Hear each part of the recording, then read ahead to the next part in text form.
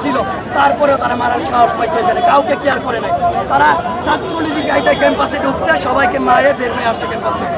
তারা কেন এটা করলো, অবশ্যই তাদের জবাবদিহিতা করতে হবে, তাদেরকে চাকরি থেকে বরখাস্ত করতে হবে দ্রুত সময়ের মধ্যে, না হলে ঢাকা কলেজ আন্দোলনের হুঁশিয়ারি দিবে দ্রুত সময়ে। হবে না,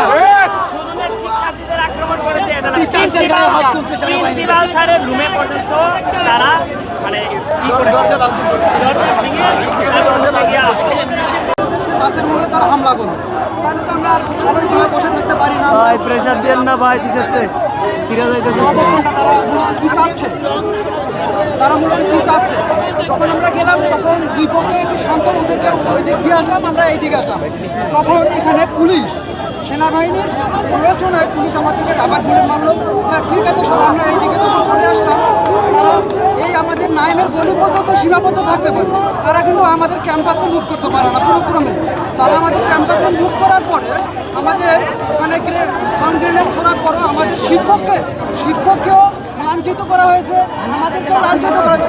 আজকে একটা আমাদের খুশির দিন, আজকে আমরা 184 বছর প্রতিষ্ঠা বার্ষিকী পালন করতে যাচ্ছি।